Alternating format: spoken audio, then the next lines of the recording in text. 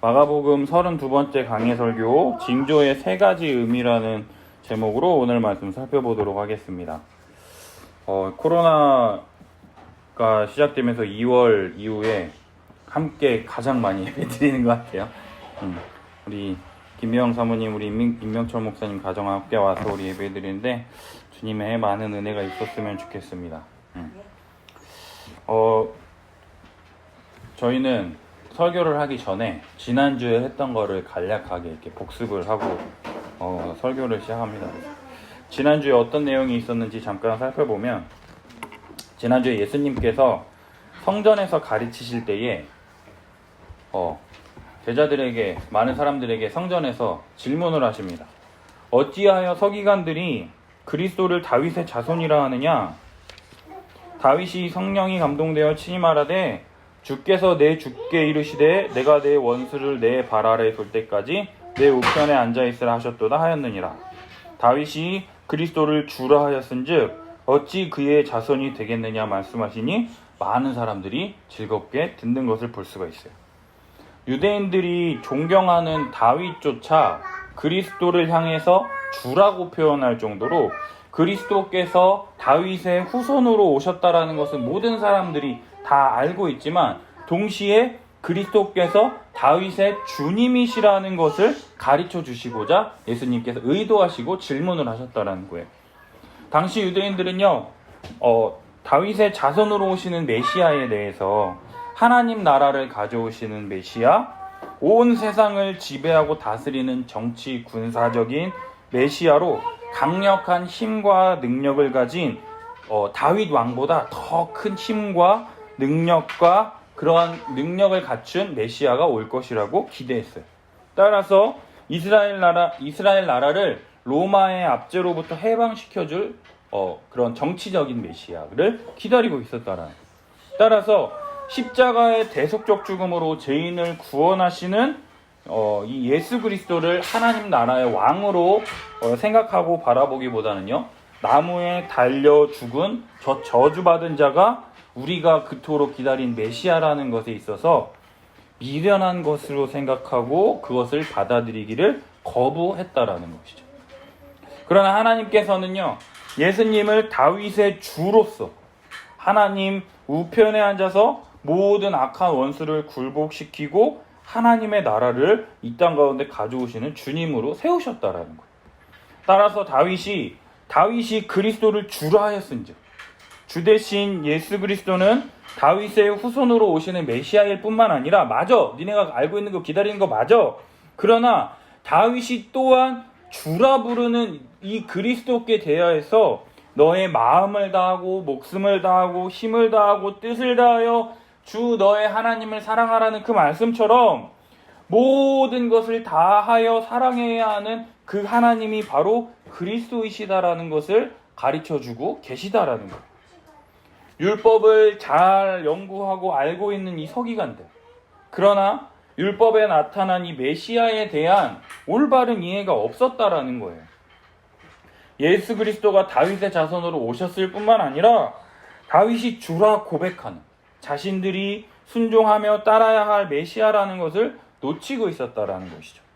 율법을 붙들고 있고 그리스도가 어떠한 분이시며 어떤 일을 행하러 이 땅에 오셨는지 올바로 깨닫지 못하고 자기 의와 외식하는 신앙의 모습들에 대해서 예수님께서 책망하고 계세요.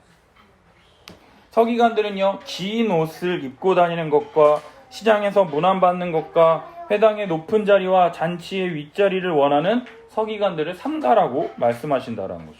그 이유가 무엇이냐? 그들은 과부의 가산을 삼키며 외식으로 길게 기도하는 자니 그 받는 판결이 더욱 중하리라고 말씀하세요. 서기관들이 어떠한 잘못을 저질렀길래 예수님께서 이렇게 심하게 책망하시는 것일까요? 서기관들은요, 율법을 기록하고 해석하며 가르치는 전문적인 율법학자예요. 이들은 율법을 해석하고 가르치는 일을 통해서 일반 사람들의 삶에 막대한 영향을 끼쳤으며 바리새인이나 사내들인 공회의 의원으로서 높은 사회적 지위를 가졌습니다. 그런데 예수님께서는 서기관들이 외식한다며 그들을 꾸짖으셨어요. 백성을 잘못된 길로 인도한다고 책망하셨다라는 것이죠. 마음과 행동은요 전혀 그렇지 않으면서 많은 사람들의 눈을 의식해서 행동하는 서기관들은요 스스로 높다 여기며 그에 걸맞은 대우를 받고자 했다라는 거예요. 놀라운 거는 시장에 가서 많은 사람들이 자기를 알아봐주고 아유 서기관님 이러니까는 그 인정받으려고 시장 가는 거는 인정하겠어요. 그러나 잔치집이라는 것은 생일에 내 생일이니까 내가 좋아하는 사람을 초청할 거 아니에요. 그러면은 내가 초청한 사람을 내 오른쪽에 두고 싶어 하잖아요. 근데 이 서기관들은 초청받지도 않았어. 근데 오더니 그 호스트 옆에 앉는 거예요. 되게 어이가 없잖아요. 근데 그런 것들을 좋아했다라는 게 이 서기관들이라는 거예요. 그러니까 생일을 파티하는 사람도 즐겁지도 않은 거죠. 무슨 말씀인지 아시겠죠? 내 생일날 즐겁게 내가 좋아하는 사람들과 막 맛있는 거 먹고 즐겁게 얘기하고 싶은데 목사님이 와가지고 계속 설교하고 있다고 생각해보세요. 완전 이거는 파티가 아니라 예배가 되는 거죠. 그러니까 막. 근데 서기관들은요 초청하지도 않은 그 자리에 내가 서기관인데 내가 저기는 가서 앉아야지. 그러면서 또 그들은 또 한편으로는 재물을 탐하여 사회적으로 약자인 과부의 가산을 삼켰다라는 거예요. 과부가 어떠한 자들입니까? 남편이 죽어요. 그리고 자녀들도 있으면 좋은데 자녀들도 없는 과부들도 많잖아요. 그러니까는 그 과부들은 교회나 다른 믿는 사람들의 도움이 없이는 살아갈 수 없는 자들이에요. 그 당시에 여자 혼자 살아가는 게 얼마나 힘들었겠습니까? 근데 그러한 과부의 재산마저 삼킬 정도. 그리고 또 겉으로는 길게 기도하는 거예요. 그들은 어떻게 했느냐? 시장 길바닥에서 갑자기 서가지고 막 기도했어요. 근데 기도가 우리가 하면은 사람들이 막 조용히 혼자 골방에서는 뭐 길게 할 수 있을 텐데 많은 사람들이 다니는 데서 보이는데 앞에서 기도하니 그게 길겠습니까? 그래서 어떻게 했을까요? 양 1마리, 양 2마리, 양 3마리, 양 1000마리, 양 10,000마리 막 계속 그렇게 막 외식하며 기도했다라는 것이죠. 그러니까 정말로 이렇게 대단히 거룩하고 경건한 척 외식하는 자들이 바로 이 서기관들이었다라는 거예요.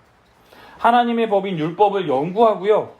가르침을 통해서 율법을 가장 잘 아는 자들, 많이 아는 자들, 하나님을 사랑하고 이웃을 자기 자신처럼 사랑해야 하는 율법의 가장 큰 계명을 따라서 이웃을 사랑하고 사회적으로 약한 자들을 돌봐야 했음에도 불구하고 가장 불쌍한 과부를 착취했다라는 것은 대단히 놀랍고 충격적인 사실이라는 거예요. 그리고 그들은 사람들에게 높임받고자 외식으로 길게 기도했어요. 중언부언하지 말라 그랬는데 중언부언하는 기도만 했다라는 것이죠. 그러나 하나님의 뜻을 올바로 이해하고 가르쳐야 할 책임이 있는 자들이 이러한 썩은 정신 상태를 가지고 있으니 하나님 앞에 설 때 어떤 판결을 받겠습니까? 당연한 것이죠. 이런 상황 속에서요, 예수님께서 무리가 헌금함에 어떻게 돈을 넣는가를 보시는데 여러 부자는 많이 넣습니다. 근데 한 가난한 과부는 와서 2렙돈, 한 고드란트를 넣는 것을 보십니다. 그러나 예수님께서 제자들을 불러다가 말씀하시기를 내가 진실로 이르노니 이 가난한 과부는 헌금함에 넣는 모든 사람보다 많이 넣었도다.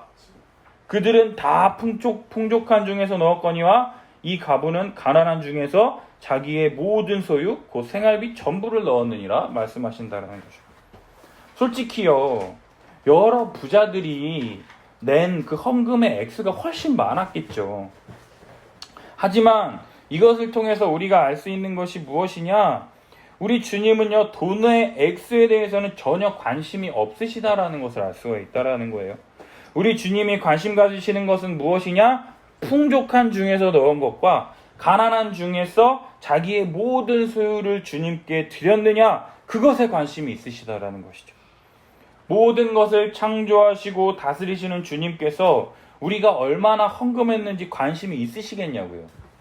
1,000원을 내든 10,000원을 내든 10,000,000원을 내든 1억을 내든 관심 있으시겠냐고요. 가이사의 것은 가이사에게, 하나님의 것은 하나님께 바치라고 말씀하셨던 그 예수님, 부자들과 과부들에게 하나님의 것은 무엇이었을까요? 부자들은 풍족한 가운데에서요, 풍족하게 자기들이 다 쓸 것 다 쓰고 남은 것 가운데 하나님께 드렸지만 이 과부는 가난한 가운데에서도요, 자기의 모든 소유, 생활비 전부를 주님께 드리는 것을 볼 수가 있어요. 이 한 고드란트가 얼마냐? 우리 돈으로 따지면요 1,000원이에요. 1,000원. 1,000원. 자기 생활비 전부가 1,000원인 거예요. 얼마나 가난합니까? 그런데 이거를 전부를 드리는 것을 볼 수가 있다는 거예요. 모든 사람들이요 하나님께 헌금 드릴 때 이 마음은 다 동일할 거예요. 주님, 이 헌금이 주님의 영광과 주님의 나라의 확장을 위해서 가치 있게 쓰여지기를 원합니다. 다 그런 마음으로 헌금 드릴 거예요. 그러나 당시의 서기관들과 마찬가지로요, 이 당시의 부자들은 어떻게 했느냐? 헌금을 낼 때 내가 쟤보다 헌금을 많이 했다라는 것을 나타내 보이기 위해서 어떻게 하느냐? 우리가 만약에 10만 원을 헌금한다고 해보세요. 그러면은 뭐 10,000원짜리 10장일 수도 있고 50,000원짜리 2장일 수도 있고 만약에 10만원짜리 수표 한 장일 수 있잖아요. 근데 얘네들은 어떻게 하느냐? 100원짜리로 10만원을 만들어 가는 거예요. 그래서 그 헌금함에 그 돈을 자꾸 흔드는 거예요. 그러면은 100원짜리가 10만원 합치면 엄청 많을 거 아니에요. 그거를 헌금함에 계속 어떻게 돈 떨어지는 소리가 따따따따따따따 그리고 헌금함에 이렇게 막 부딪힐 거 아니에요. 그 소리를 듣고서 와, 저 사람 헌금 많이 하네, 이러한 생각을 가졌다라는 것이죠. 근데 과부는 어떻게 했어요? 2렙돈, 한 고드란트라 그랬잖아요. 동전 하나에 하나를 딱 받칠 때 소리 어떻게 돼요? 땡그랑 하나만 들렸겠죠. 그죠? 근데 부자들은 어떻게 했을까요? 막 다다다다다다 막 이런 소리가 났을 거 아니에요. 근데 땡그랑 이 하나 소리 나는 그 과부의 그 2렙돈 한 고드란트를 우리 하나님께서 가장 큰 것으로 받으셨다라는 것이죠. 왜? 사람들에게 보이려고 외식하려고 하는 것이 아니라 겸손하게 주님의 영광과 주님의 뜻이 이루어지기를 위해서 자신이 가진 전부를 주님께 드리는 이 과부의 그 헌금을 주님이 기쁘게 받으셨다라는 것이죠. 다른 사람들에게 보이기 위해서 외식하는 이 서기관들의 모습과 대조적으로 하나님을 최우선으로 생각하며 하나님을 의지하는 이 과부의 진실함과 헌신된 믿음이 서기관들과 이 부자들과 이 과부가 대조됨을 통해서 하나님이 원하시는 것이 무엇인지 더욱더 선명하게 드러나게 된다라는 것이죠. 이러한 상황에서 오늘 본문은요, 예수님께서 이제 성전에서 말씀 가르치는 것을 마치시고 나가실 때에 제자 중 하나가 말하기를 뭐라 그러냐? 선생님, 보소서, 이 돌들이 어떠하며 이 건물들이 어떠하니까? 그러자 예수님께서 말씀하시기를 내가 이 큰 건물들을 보느냐? 돌 하나도 돌 위에 남지 않고 다 무너뜨려지리라 말씀하시는 것을 볼 수 있다라는 거예요. 참 눈치 한번 더럽게 없는 제자의 모습이에요. 눈치라고는 눈곱빼기도 없는 것 같아요. 예수님께서요, 그 전에 무화과나무를 저주하심을 통해서 무화과나무의 때가 아닌데 무화과가 열리지 않았다라고 네가 더 이상 이 나무에서 열매를 얻지 못하리라 말씀하신 후에 그 다음날 베드로가 보니까 그 무화과나무가 뿌리채 말라서 죽어있는 것을 보았다라는 것이죠. 이 예수님께서 왜 그 무화과나무를 저주하셨느냐? 혈통적 이스라엘에게 주어진, 아브라함에게 주어진 복과 은혜가 이제는 거두어지고 예수 그리스도를 참되게 믿는 자들이 새 이스라엘로서 이스라엘에게 주어진 복과 은혜를 계속해서 이어갈 것이다라는 것을 예수님께서 상징적으로 나타내신 사건이 그 무화과나무를 저주하신 사건이라는 거예요. 그럼에도 그 무화과나무의 비유와 상징이 어떠한 말씀인지 아직도 제자들은 깨닫지 못하고 있어요. 그러면서 예수님이 이제 성전에서 가르치시고 이제 성전을 나갈 때 그 제자 중 한 명이 그러는 거예요. 이 성전이 막 기둥이 이렇게 삐까뻔쩍할 거 아닙니까? 그러니까 그 성전을 딱 이렇게 탁탁 이렇게 만졌을 거예요. 이렇게 만지면서 예수님 이거 진짜 멋있지 않아요? 이거 진짜 이거 누가 지었는지 이 성전 진짜 멋있는 것 같아요. 그렇게 삐까뻔쩍한 성전을 자랑하고 내세우는 이 제자들을 향해서 예수님께서요, 무화과나무 비유를 통해서 상징적으로 이스라엘에게 주어진 복과 은혜가 거두어졌음을 말씀하셨다면요, 이제는 그들이 그 자랑하는 스룹바벨 성전이 돌 위에 돌 하나도 남지 않고 무너질 것에 대해서 직접적으로 말씀하시는 것을 볼 수가 있다는 거죠. 이스라엘에게 성전이 무엇이냐 하면 하나님이 거하시는 곳, 하나님의 처소, 하나님의 성전입니다. 따라서 하나님이 계신 그 성전은 절대로 무너지지 않을 것이라 믿고 있었어요. 그러나 이스라엘 백성은 이미 한 차례 성전이 회파되는 것을 경험했어요. 절대로 무너지지 않을 것 같았던 그 다윗이 건축한 그 하나님의 성전이요, 바벨론에 의해서 완전히 형체도 없이 멸망당하는 것을 봤다라는 거죠. 그러면서 2차 포로 귀환했던 에스라, 학개, 스가랴 이러한 많은 사람들이 포로 귀환 후에 우리가 하나님을 떠나서 그렇다, 우리가 다시 하나님의 성전을 다시금 짓자라고 해가지고 그들이 포로에서 귀환했으니까 뭐 돈이 있으니까 인력이 있습니까?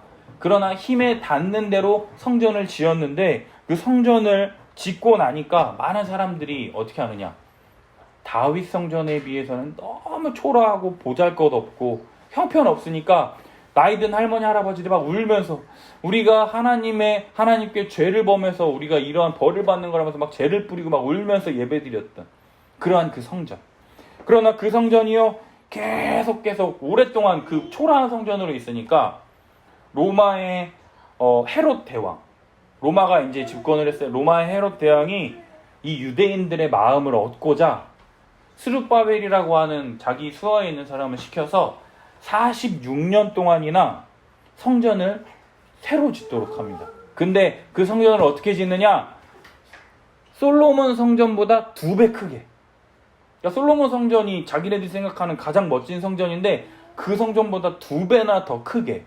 그리고 온갖 대리석과 백향목과 열왕기 상하 막 여기 기록되어 있는 솔로몬 성전의 금은 메큐비시오 막 이런 거 있잖아요. 그것보다 2배 크게 똑같이 46년 동안 성전을 지으라고 하니까 그들은 얼마나 기뻤겠습니까? 그죠? 이제는 이 성전은 절대로 무너지지 않을 것이다. 그러한 생각이 있었고, 또 그 당시에는요, 메시아 대망사상, 곧 메시아가 오셔서 이 로마의 압제로부터 우리를 구원할 왕이 나타날 것이다라고 하는 그 절정에 절정에 올랐을 때 메시아이신 예수님이 오셨다고. 막 기적을 일으키고 병든 자를 안 못 보는 자 보게 하고 죽은 자 일어나게 막 하니까는 사람들이 메시아가 나타났다 막 그런 얘기가 벌어지니까 이제 그러한 상황 가운데서 예수님이 성전에서 가르치시다가 성전을 나오실 때 이 성전을 딱 가르쳐가지고 제자들이 얘기하는 거죠. 예수님, 이 성전 진짜 멋지지 않습니까? 이거 절대로 안 무너질 이 성전 너무 멋지지 않습니까? 이렇게 묻는 거예요. 예수 그리스도의 십자가의 죽으심과 부활을 통해서 하나님의 나라를 가져오시는 거에 대해서는 전혀 알지 못하는 이 제자들을 향해서 예수님께서 너희들이 그렇게 자랑하는 그 성전 위에 돌 하나도 남지 않고 다 무너질 것이다 말씀하신다. 우리 참고구절 열왕기상 9장 6절부터 9절 우리 다 같이 함께 읽도록 하겠습니다. 시작.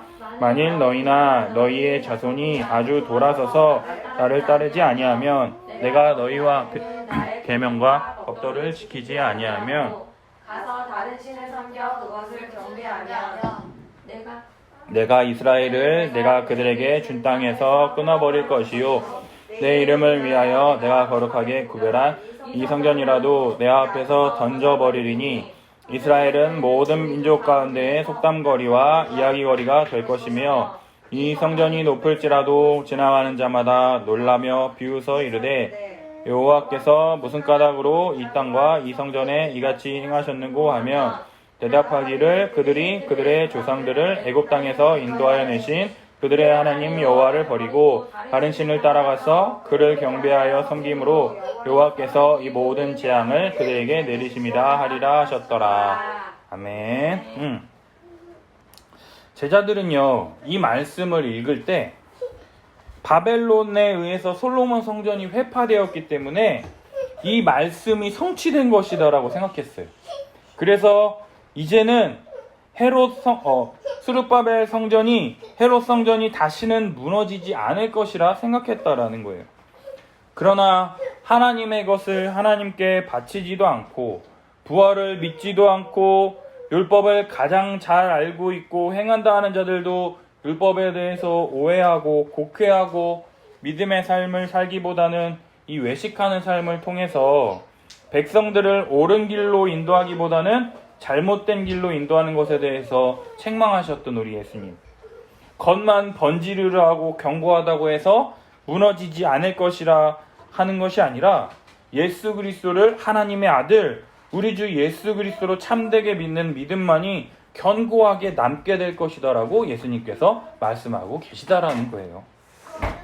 이 말씀을 마치시고 예수님께서 감람산 성전을 마주보고 앉으셨을 때, 그러니까 예수님이 반대편 산에서 성전을 바라보시고 앉으신 거예요.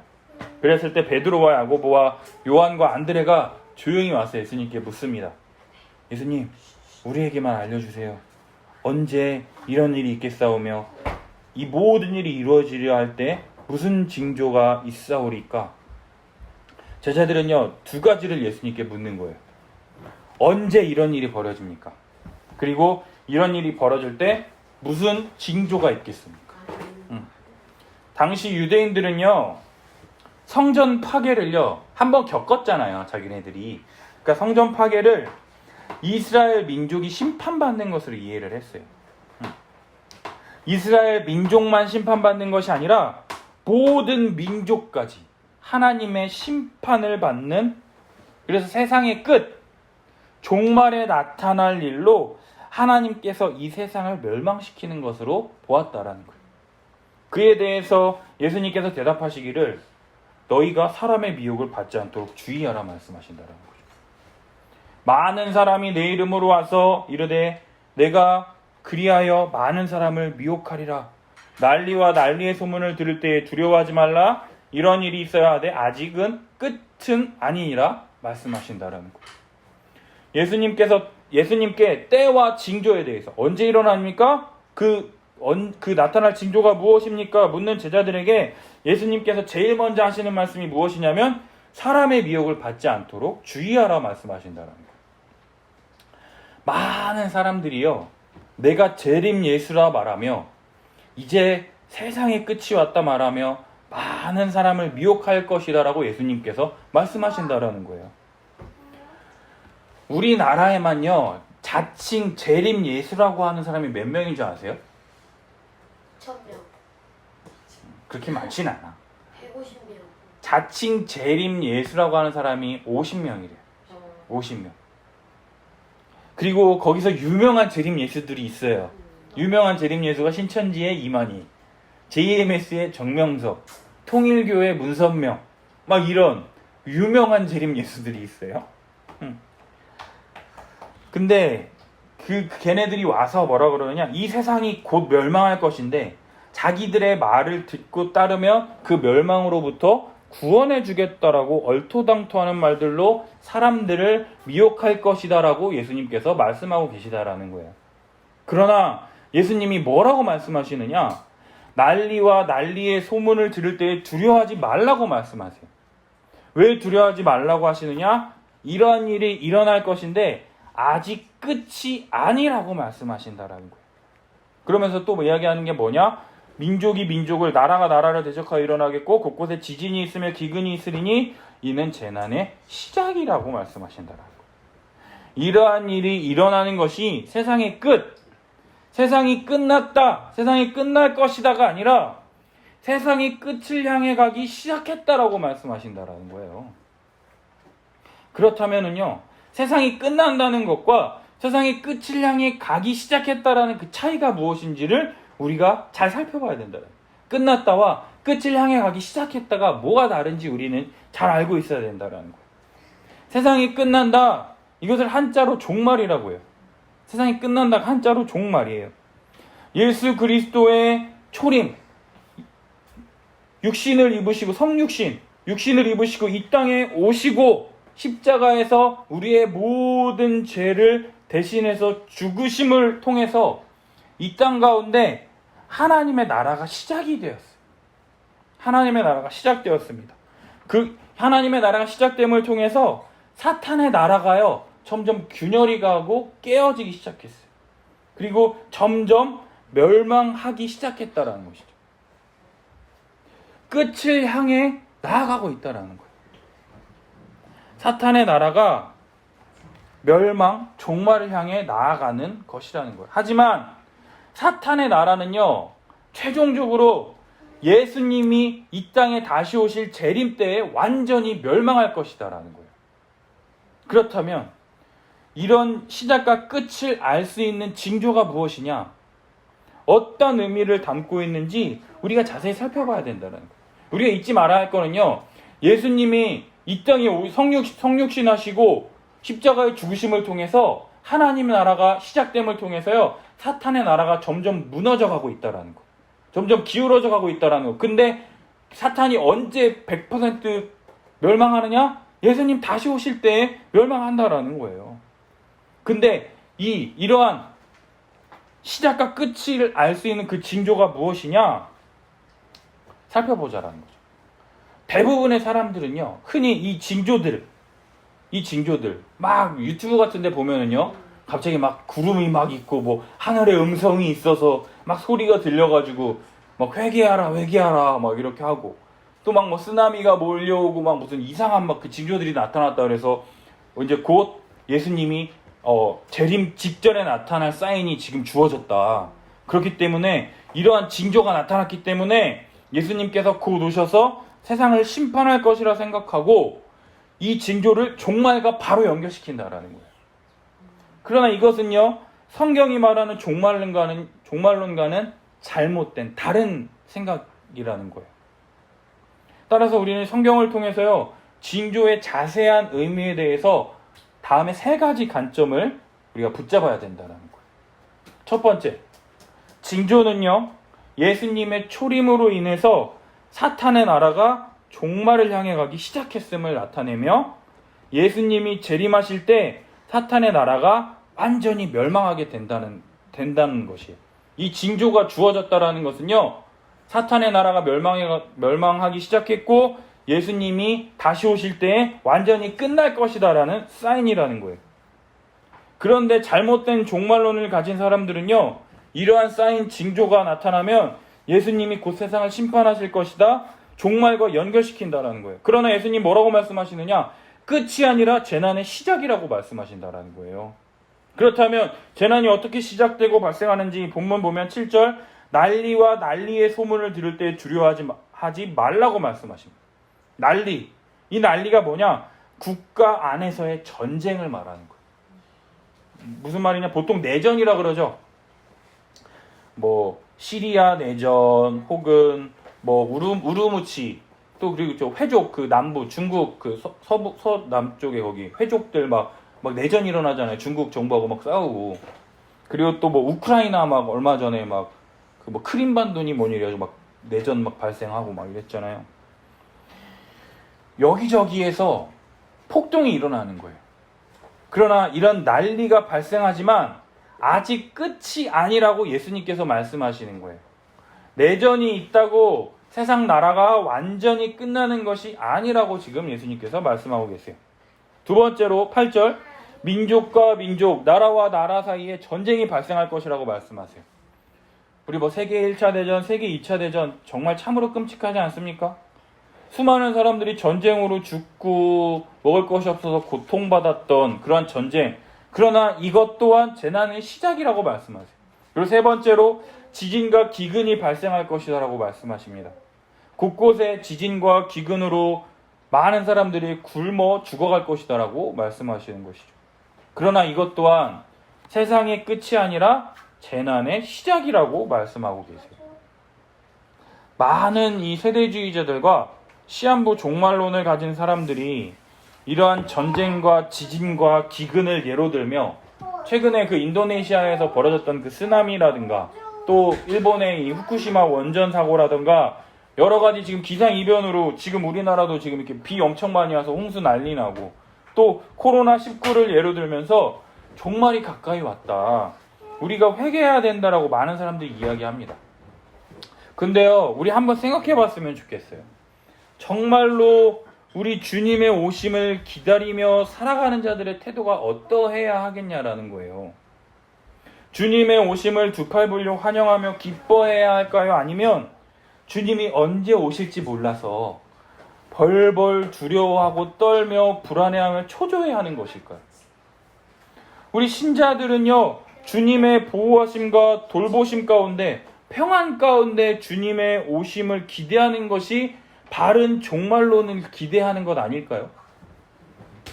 오히려 종말을 이야기하면서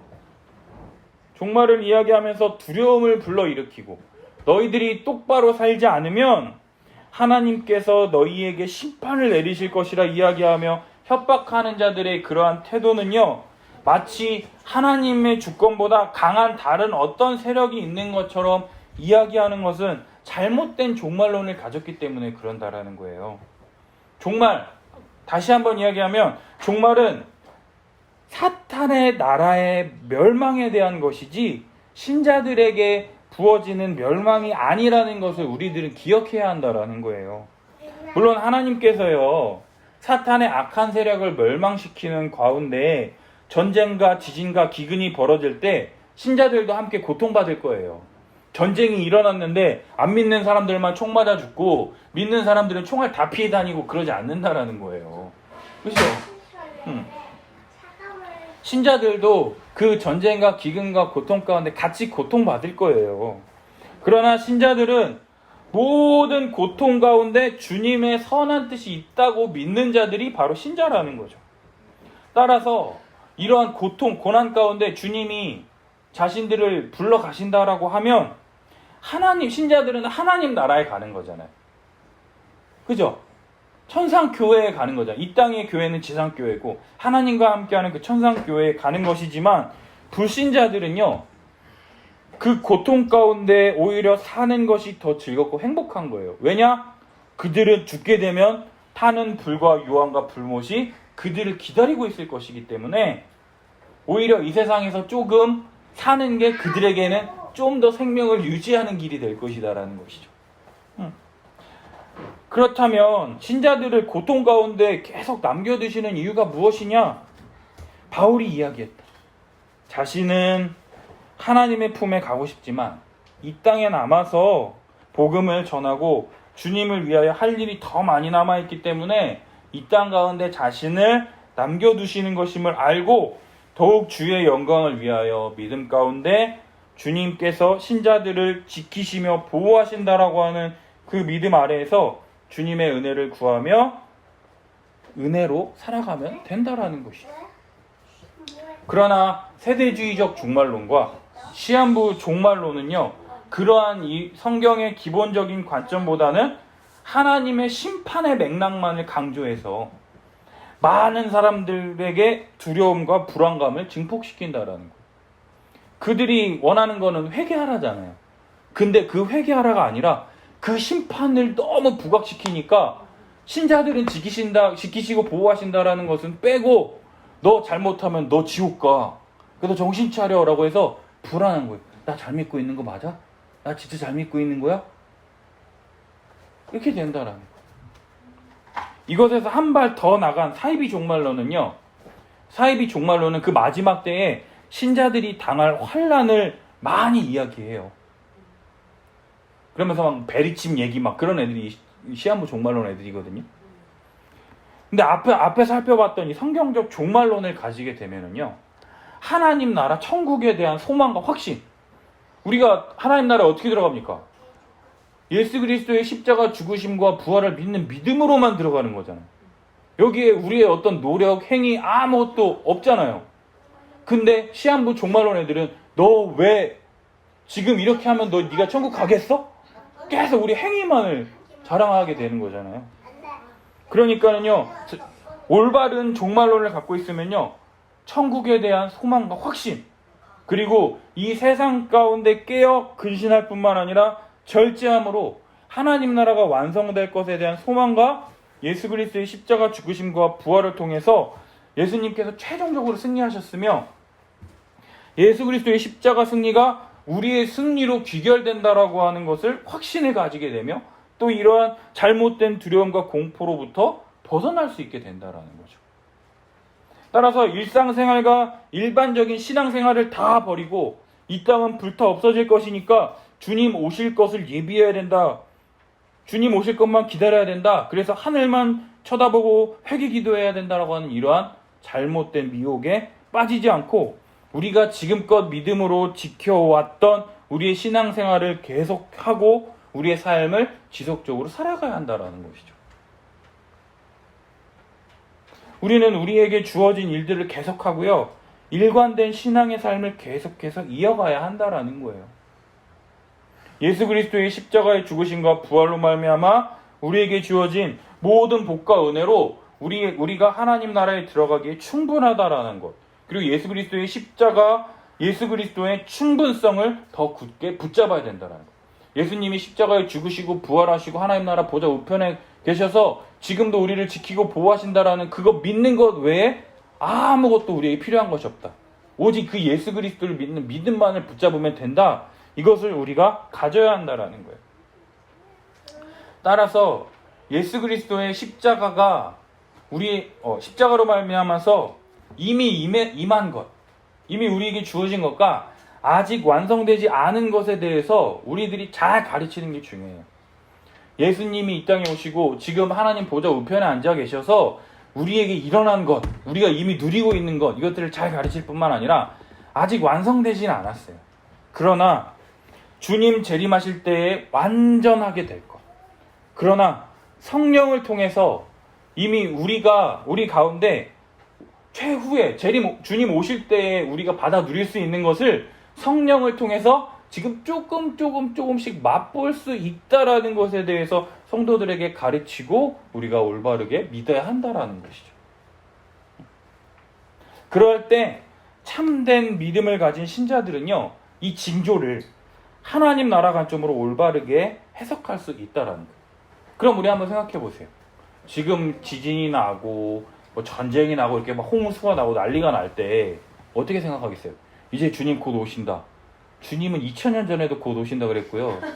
어제도 그랬고요. 오늘도 그럴 거예요. 그럴 때 우리는 어떻게 하겠어요? 벌벌 떱니까? 아니에요. 주님 언제 오시든지 내일 당장 오셔도 약속하셨던 내일 오시네. 2000년 뒤에 오신다 하더라도 주님 약속하신 그때 오시는구나. 늘 우리가 믿음으로 깨어서 주님의 오실 것들을 기대하며 당장 내가 막 맘대로 살다가 후다다다가 막 청소하고 막 이러는 것이 아니라 늘 언제 오시든지 주님 오세요. 괜찮아요. 든든하게 예수 그리스도를 붙잡는 믿음으로 살아가는 것이 바로 참된 신자의 자세라는 거예요. 예수님의 초림으로 인해서 하나님 나라가 이 땅 가운데 임했고 시작됐고 예수님의 재림으로 인해서 하나님 나라가 완성되며 영원히 지속될 것. 따라서 이 징조가 일어날 때 두려워하고 떨기보다는 예수님의 오심으로 하나님 나라가 임했고 시작되었다라는 사실을 붙잡는 것, 기억하는 것. 힘들고 어려운 상황에서도 예수님 반드시 다시 오실 것이며 재림으로 인해서 하나님 나라가 완성될 것을 믿고 확신하며 소망하며 살게 되는 것이 바로 징조의 의미이며 참된 기능이라는 거예요. 두 번째 징조가 우리에게 알려주는 것은 하나님의 나라가 힘차게 전진하고 확장하고 있다라는 것을 우리에게 나타내줘요. 9절 사람들이 너희를 공회에 넘겨주겠고 너희를 회당에서 매질하겠으며 나로 말미암아 너희가 권력자들과 임금들 앞에 서리니 이는 그들에게 증거가 되려 함이라. 이러한 사탄의 끊임없는 공격에도 불구하고 하나님의 나라는요 약해지지 않고 오히려 10절에 복음이 만국에 전파되는 것을 볼 수가 있다라는 거예요. 우리가 일반적으로 너 안 멈추면 내가 너 죽인다. 너 조용히 안 해? 막 이렇게 하면 사람들이 어떻게 합니까? 고난받으면 위축되고 되게 약화되어야 하는데 오히려 복음은요 이런 위협에도 불구하고 모든 나라에 전파되어 누구든지 십자가에 죽고 다시 사신 예수 그리스도를 믿음을 통해서요 죄사함 받아 이 땅에 임한 하나님 나라에 들어가게 되어 하나님의 백성인 교회가 세워지게 된다라는 거예요. 사도행전 23장부터 28장 끝까지 보면은요 바울이 예수 그리스도의 십자가 복음을 전함을 따라서요. 바울이 감옥에 갇힙니다. 감옥에 갇혀가지고 많은 박해와 위협 속에서 너 그 말 취소해. 안 그럼 내가 너 죽인다. 너 여기서 그 말 취소해. 그럼 내가 너 여기서 풀어줄게. 막 위협합니다. 그런데 바울이 계속 굽힙니까? 안 하죠. 그러니까는 벨릭스 총독 앞에 데려갑니다. 총독 앞에서요. 네가 이렇게 한 게 사실이냐? 그러니까 바울이 더 복음 전해요. 그러니까 안 되겠다. 더 큰 나라에 보내죠. 그러니까 아그리빠 왕에게 데려갑니다. 그러니까 아그리빠 왕에게도 계속 복음을 전해요. 그러니까 아그리빠 왕도 야 이건 내 손 벗어났다. 더 큰 버니게라는 사람한테 데려갑니다. 그러니까 마지막 그 버니게한테 어떻게 하는지 아세요? 바울이요. 너도 예수 믿어. 얘기하는 거죠. 너 여기서 복음 안 전하고 그냥 그 말 안 했다라고 하면 내가 너 풀어줄게. 근데 바울이 어떻게 해요? 아니요. 계속 전하는 거예요. 어제부터 오늘도 내일도 모레도 계속 하는 일 계속 하는 거죠. 왜요? 하나님 나라의 복음을 전함을 통해서 하나님의 나라는요 약해지지 않고요 도리어 전 세계를 뒤덮는 능력의 나라로 계속해서 확장되는 것을 우리가 알고 있고 믿고 있고 확신할 수 있다라는 거죠. 우리 전능자의 그늘 그 책 보면 짐 엘리엇 아시죠? 짐 엘리엇이요 영원한 것을 얻고자 영원하지 않은 것을 버리는 자는 결코 바보가 아니다 이렇게 얘기했잖아요. 이 말처럼요 그 사람이 그 에콰도르 그 소수민족 땅의 비행기를 타고 내 땅에 내리자마자 그 원주민이 어떻게 했습니까? 창으로 그 사람을 찔러 죽였잖아요. 영화 창끝 엔드 오브 스피어. 그래. 그러니까는 그 사람이 복음도 전하지도 못하고 그 땅에 내려서 죽었잖아요. 근데 어떤 일이 벌어집니까? 그 안에 엘리자베스 엘리엇이 똑같이 그 땅에 가니까 그 소수민족이 어떻게 했어요? 남자는 죽이는데 여자는 어떻게 합니까? 여자는 안 죽이죠. 왜요? 자신들이 자손을 낳을 수도 있고 아니면 그 노예로 쓸 수도 있으니까 보통 여자들은 보통 전쟁에서 살려주잖아요. 그러니까는 여자들은 잘 보살펴주고 그러니까는 그 사람들이 막 간호도 해주고 막 이러니까는 결국에는 그 사람들이 그 부족이 전체 다 예수 그리스도를 믿게 되잖아요. 그러니까 마지막에 당신이 근데 뭐 때문에 우리 이곳에 들어왔습니까? 그러니까는 그 엘리자베스 엘리엇이 얘기하죠. 몇 년 전에 그 남자가 죽었지 않습니까? 그 남자가 바로 내 남편입니다. 근데 우리는 하나님의 복음을 아는 자들로서 멈출 수가 없어서 내가 이곳에 복음을 전하러 왔습니다. 그러니까는 그 남편을 죽였던 그 사람이 엎드려서 회개하고 그 사람이 어떻게 되냐? 목사가 되어서 복음을 전하요. 그러한 일이 지금 벌어지게 되었다라는 거죠. 이러한 말도 안 되는 일들이요 우리 주변에서 지금도 여전히 벌어지고 있다라는 거예요. 왜요? 예수 그리스도의 복음을 전하지 않으면 편해요. 복음 전하기보다 그냥 내 먹고 살 거, 내 가족들, 내 안정만을 위하면 편하죠. 그러나요 지금도 우리 주변에서 이러한 복음을 전하면 위축되고 자꾸 줄어들어야 되는데 자꾸 복음 전하고 하나님의 나라가 확장되어지는 것을 우리 삶 가운데 볼 수 있다라는 거죠. 나와 같은 자가 복음을 믿어서 하나님의 말씀 앞에 엎드려서 힘들고 어려운 상황이지만 계속해서 엎드려 은혜를 구하며 복음을 전하는 것 자체가요. 하나님의 나라는 예수 그리스도의 십자가 복음을 계속해서 전함을 통해서 힘차게 전진하며 확장되는 것을 우리가 알 수 있다라는 거죠. 그리고 마지막 세 번째. 이 징조는요. 하나님의 나라가 사탄의 나라와 지금 치열하게 싸우고 있다라는 것을 나타낸다라는 거예요. 사탄의 나라는 멸망하지 않기 위해서 하나님의 나라와 치열한 영적 전투를 벌이고 있어요. 따라서 사탄은요. 하나님 나라의 핵심인 교회를 미혹하고 핍박합니다. 어떻게 미혹하느냐? 5절과 6절에 기록된 많은 사람을 거짓 교훈과 잘못된 가르침으로 교회와 성도를 믿음에서 떠나게 한다라는 거예요. 마치 거짓 교훈과 잘못된 가르침이라고 하니까 우리와 별 상관없는 것처럼 느껴지시죠? 에이 그런 거 오면 우리가 대도 않는 소리 우리 같은 사람들이 날 뭘로 보고 나 그래도 청년부 때 막 믿음 열심히 지켰던 사람이고 나 그래도 목사고 나 그래도 이런 사람이야. 이게 우리와는 별로 상관없는 것처럼 여겨지잖아요. 그런데 그러한 거짓 교훈과 잘못된 가르침들이요, 우리 주변에서 쉽게 벌어지는 가르침들이라는 것을 우리가 기억해야 한다라는 거예요. 우리 주변에요, 예수 믿으면 이렇게 살아야 합니다. 예수 믿으면 이렇게 기도해야 합니다. 예수 믿으면 이렇게 예배해야 합니다. 예수 믿으면 선행해야 합니다. 따라서 우리의 믿음을 강조하기보다는요, 나도 모르는 사이에 우리의 행위만을 강조하는 잘못에 빠질 수 있다라는 거예요. 정말 예수 그리스도를 믿고 있는지 중요한 게 아니라 내가 예배에 빠졌는지 안 빠졌는지, 내가 정말 기도했는지 안 했는지, 그것을 가지고 내가 믿고 있다라고 착각할 수 있다라는 거예요. 따라서 우리들은요, 우리 성도들이 미혹을 받지 않도록 주의하며 바른 복음을 계속해서 붙잡아야 한다라는 거예요.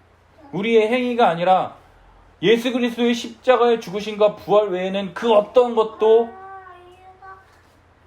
우리의 삶 가운데 들어오면 안 된다라는 게 바로 종교개혁이에요. 카톨릭하고 기독교의 가장 큰 차이점이 뭐냐면 파이브 솔라라 그래요. 5가지의 오직 성경, 오직 믿음, 오직 은혜, 오직 그리스도, 오직 하나님께 영광, 이 5가지예요.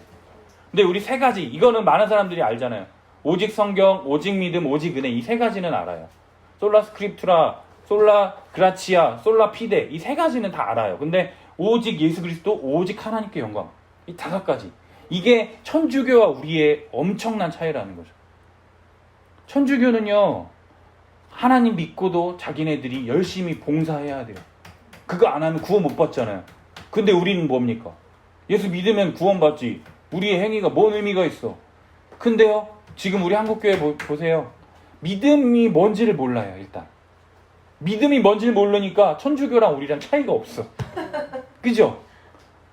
정말 잘 배우고 믿음 가운데 거하면 하지 말라고가 아니라 잘 믿으면 그대로 행하게 되어 있어. 왜요?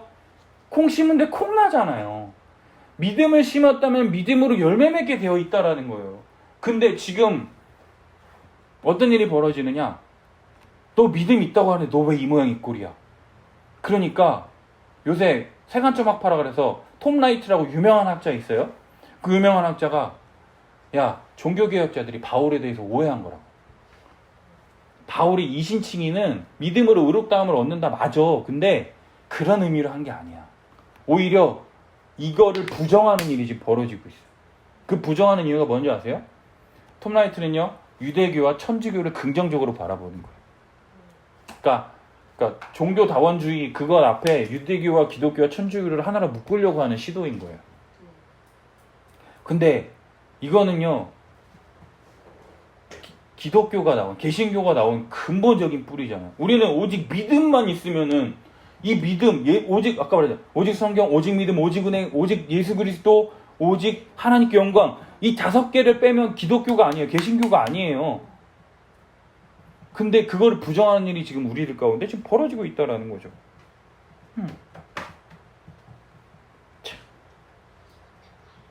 그래서 우리의 믿음을 강조하기보다는요, 나도 모르는 사이에 우리 행위를 강조하는 잘못에 빠지게 된다는 거예요. 이건 우리가 주의해야 돼요.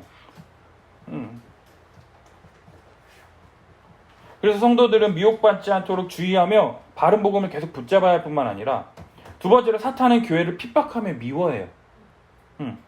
9절에서 13절에 자세히 기록되어 있는데요, 예수 그리스도를 믿는 것 때문에 교회를 공회에 넘겨줍니다. 그러니까 법정에 보내는 거예요. 얘 복음 전했으니까 얘 감옥에 가둬 주세요. 그리고 회당에 많은 사람들이 보는 앞에서 매질합니다. 왜요? 복음 전하면은 이렇게 뒤지게 맞는다. 이거를 보여주는 것이죠. 겁박하는 거예요. 근데 이것으로 끝나면요, 참고 견딜 수 있어요. 나만 힘드니까. 근데 12절, 형제가 아버지가 자식을 죽는 데에 내주며. 폐륜이잖아요, 폐륜. 그리고 예수 그리스도를 믿는 것 때문에 부모, 형제, 자녀 간에 미워하고 믿지 못하게 하며 믿음을 버리도록 핍박하는 일이 지금 발생하게 된다라는 거예요. 예수 믿는 것 때문에 내가 직장에서 왕따당하고 괴롭힘당하고 사회에서 불이익당하고 심지어 가족들에게 고발당해서 모진 고문과 고통을 받게 되는 정신적인 스트레스까지 주어지니까, 그로 인해서 교회 안에 배교와 배신이 일어나게 된다라는 거죠. 사탄은요, 멸망하지 않기 위해서, 죽지 않기 위해서요, 치열하게 싸우는 거예요. 그 가운데 교회는 거짓 교훈과 잘못된 가르침에 미혹되기도 해요. 우리도 그래서 잘못하고 나서 회개하는 게 그거잖아요. 우리가 주님 막 이러면서 맨날 그런 게 뭐예요? 우리 미혹되니까 그렇잖아요. 하지만 이런 사람들의 위협과 핍박에 못 이겨 예수 그리스도의 십자가 복음을 저버리고 예수를 부인하는 일까지도 벌어지기도 하잖아요. 실제로 그래서 교회 안 나가고 나 이제 갑자기 교회 열심히 다니다가 불교 믿어 이러기도 하고, 난 나를 믿어 이러기도 하고. 그러한 사람들의 근데 그럼에도 불구하고요, 우리가 기대하고 소망하며 붙잡는 것이 무엇이냐면 예수님이 말씀하신 대로 사탄의 나라가 멸망해 가고 끝을 향해 가고 있다라는 것을 우리가 믿어야 한다라는 거예요. 교회를 통해서 예수 십자가 복음이 세계 곳곳 전국 방방 곳곳에 전파되어서요, 하나님 나라가 확장해감을 통해서 사탄의 나라는 무너져가고 있어요. 따라서 사탄은 교회를 미혹하고 핍박함을 통해서 복음이 전파되는 것을 막고 그로 인해 하나님 나라가 확장되는 것을 막으려고 사탄의 나라가 멸망해가는 것을 늦추려고 부단히 애쓴다라는 것이죠. 그러나 누구도 하나님 나라의 전진과 확장을 막을 수가 없다라는 것을 우리가 기억해야 돼요. 그리고 마침내 예수님 다시 오시는 날에 사탄의 나라가 멸망하고 하나님 나라가 완전하게 완성될 것이다라는 것이죠. 그날에 죄와 어둠의 세력을 다 지옥 불못에 던져 넣으시고 사탄이 다스리는 세상 나라는 완전히 끝날 거예요. 그렇기 때문에 교회는 하나님 나라의 완성과 세상의 끝을 바라보며 거짓 가르침에 미혹당하지 않고 미움을 당하나 끝까지 견디며 복음을 계속해서 전해야 할 것이다라는 것이죠. 그러나 사탄은 마지막까지 멸망해가면서도 우리를 넘어뜨리려고 교회를 없애려고 겁박하려고 발버둥 친다라는 거예요. 예를 들면 만약에 권투에서 마지막 이렇게 카운터를 맞아 쓰러지면서도 이렇게 막 이렇게 넘어지면서도 어떻게 우리 막 넘어뜨리려고 이렇게 탁 하는데 빗나가는 그런 일을 사탄은 계속 한다라는 거예요. 그렇기 때문에요, 우리 삶에 교회에 핍박이 있을 때 우리는 하나님의 나라가 지금 힘차게 전진하고 있구나, 따라서 사탄의 세력이 강력하게 저항하며 회방하고 있구나, 그것을 생각해야 된다라는 거예요. 그 있잖아요, 막 고난이 있을 때 마치 내가 지금 살아있구나 느낀다라고 하는 것처럼 사탄이 저렇게 발악을 할 때 내가 지금 잘하고 있구나, 내가 살아있구나 느껴야 된다라는 거예요. 사탄이요, 우리 예수 그리스도의 십자가의 죽으심과 부활로 말미암아서요, 사탄은요 지금 두 손 두 발 꽉 묶여 있어서 입만 살아가지고요, 성경의 베드로전서에 보면 사탄이 우는 사자처럼 두루 삼킬 자를 찾아다닌다라고 그러잖아요. 으아! 두 손 두 발 꽉 묶여 있는데 입만 살아가지고, 그래가지고 그 입으로 으아! 막 우리를 막 하는 거예요. 우리가 동물원에 가면 사자와 호랑이가 딱 있지만 그 앞에 유리벽이나 철창이 딱 가로막혀 있어가지고 안 무서워하잖아요. 근데요, 지성이가 막 무서워해요. 왜요? 그런 거 보면은 어린애들은 실제로 내가 물려 죽을 것 같잖아요. 그러니까 사탄은요, 심신이 미약하거나 그러한 믿음이 약한 자들을 위협하기 위해서 우리를, 그런 약한 틈만 보이면 우리를 물기 위해서 부단히 애쓴다라는 거예요. 그렇기 때문에 우리 신자들은요, 스스로 조심해야 해요. 조심해야 된다는 거예요. 그래서 예수님이 스스로 조심하라라고 제일 먼저 말씀하시는 거예요. 스스로 뭘 조심해야 되느냐? 내가 이제 곧 박해를 받을 것이기 때문에 박해 받지 않기 위해서 조심하라는 게 아니라요, 고난을 받지 않으려는 것으로부터 조심하라라는 거예요. 예수 그리스도를 따르는 신자들에게 고난이 없는 영광은 없다라는 거죠. 예수님도 고난 받으셨는데, 바울도 보세요, 돌에 맞아 죽을 뻔도 하고 40의 감암매를 몇 번이나 맞았다고 합니까? 예수님 따르는데요, 편안하게 살고자 하는 거는요, 가짜 복음이에요. 따라서 예수님은요, 깨어있으라고 우리들에게 말씀하시는 거예요. 너희 스스로 이러한 고난을 준비하고 고난을 피하려 하는 것으로부터 자신을 경계하며 주의하며 깨어있으라고 말씀하신다라는 거예요. 그렇게 깨어있을 때 성령께서 우리와 함께 하신다라고 말씀해 주시는 거예요. 우리와 함께 하시는 성령께서 우리를 어떻게 주시느냐? 많은 사람들 앞에서 무엇을 말해야 할지 염려하지 않고 우리에게 주시는 말을 하도록 도우신다라는 거죠. 내가 하는 게 아니에요. 내가 왜 고난을 받는지, 누구 때문에 고난받는지, 이 고난의 의미는 무엇인지 확실히 깨닫고 많은 사람들 앞에서 증거함으로 이 또한 많은 이들에게 복음의 증거가 된다라는 것이죠. 내 개인의 말과 능력과 지혜가 아니라 성령께서 나를 성령의 도구로서 나의 모든 것을 사용하여 말씀하시도록 그대로 순종하며 내어드릴 때 복음이 증거되어지는 역사가 나타나는 것이죠. 성령이 우리와 함께 하심으로 말미암아 모든 미움과 핍박으로부터 끝까지 견디는 자는 구원을 받게 될 것이다라는 것을 우리에게 알려주고 있다라는 것이에요. 사랑하는 여러분, 우리가 복음을 제대로 정상적으로 전하고 있다면요, 누군가는 반드시 꺼려하고 미워하는 일이 발생하게 될 것이에요. 복음이 많은 사람들에게 거치는 것, 걸려 넘어지게 하는 것임을 안다면 모든 사람들에게 미움받게 될 것이에요. 그 전까지는 정말 친하고 나의 동반자, 동역자라고 생각했던 사람들과 대립하는 일까지도 벌어지게 될 것이다라는 것이죠. 심지어 가족, 부모, 형제, 내가 소중히 여겼던 사람들까지도 나를 미워하고 대적하는 일이 벌어지게 될 거예요. 왜냐? 복음은 우리가 죄인이라고 하는 것, 자기를 인정하지 않고 오직 하나님만 의지하는 것, 사람을 기쁘게 하는 게 아니라 하나님을 기쁘게 하는 것이기 때문에 모든 것에 있어서 사람들을 걸려 넘어지게, 거치게 할 수밖에 없다라는 거예요. 내가 아닌 하나님을 최우선에 놓는 것이 모든 사람의 기분을 상하게 하기 때문이다라는 거예요. 만약에 내가 복음을 전했을 때 반목과 불화를 일으키지 않았다면 복음을 올바로 전하지 않은 것이다라고 생각할 수 있다라는 거죠. 그렇다고 우리가 불화를 일으키면서 복음을 전하라는 그런 얘기가 아니라, 복음을 전할 때 이러한 상황이 발생하더라도 박해를 견디는 것으로 끝나는 것이 아니라요, 끝까지 견디는 것. 이게 신자의 길이다. 이게 우리에게 주어진 마땅한 길이다. 정말 세상이 종말의 시대를 향해 가고 있다라는 것을 믿는 신자로서 삶의 태도를 견지할 때 마지막 주님 재림하실 때 확실하게 구원을 받게 될 것이다라는 것이죠. 어떻게 보면요, 신자는 참 피곤한 것 같습니다.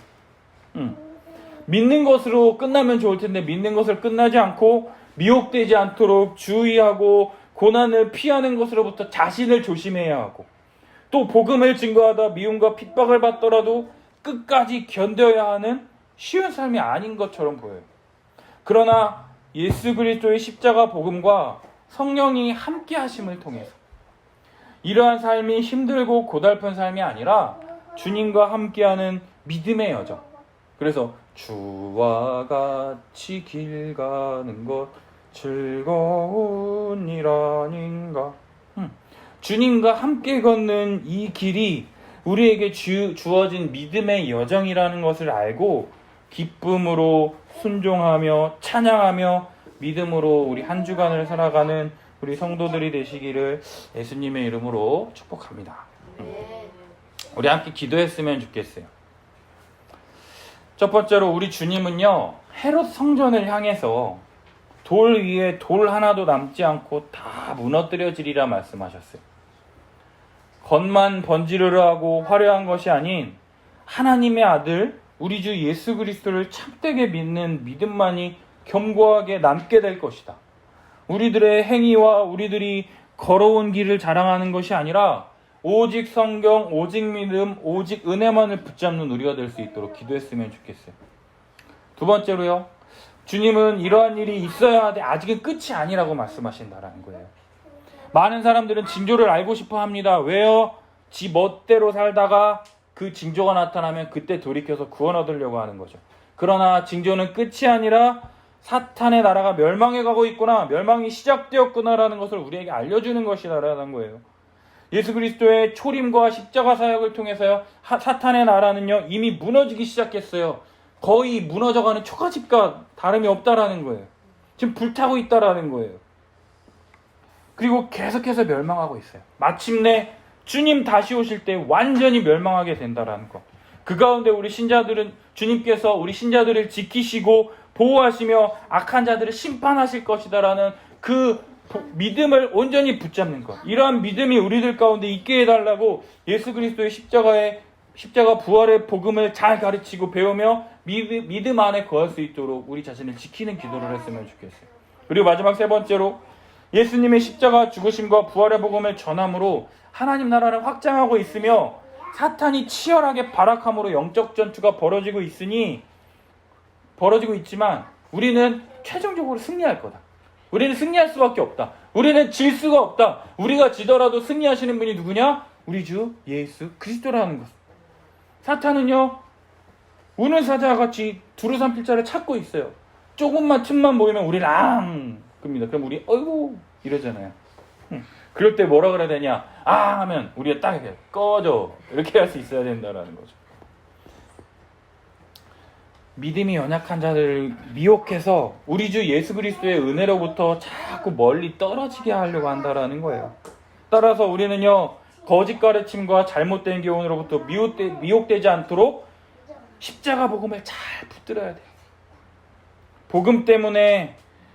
이 복음 때문에 나에게 많은 핍박과 어려움들이 몰려올지라도 잘 끝까지 견딜 때 구원을 받는다라는 것을 꼭 붙들어야 돼요. 이것이 우리의 능력이 아니라 예수 그리스도의 십자가 능력을 붙잡을 때 우리에게 부어주시는 그리스도의 영이신 성령으로 말미암아서 잘 견딜 수 있게 된다라는 것. 지금 고난 가운데 있습니까? 핍박과 미움 가운데 있다면요 우리 주님의 은혜를 구하셨으면 좋겠어요. 그리고 끝까지 견디십시오. 그리고 고난을 피하려 하지 말고 은혜 가운데 강한 자가 되십시오. 은혜 가운데 강해서 들어와 이렇게 할 수 있는 우리가 되었으면 좋겠어요. 그러면 우리에게 구원이 기다릴 것이에요. 우리 함께 주님의 은혜를 구하며 이 세 가지를 위해서 우리 함께 기도하며 나아갔으면 좋겠습니다. 기도하겠습니다. 주여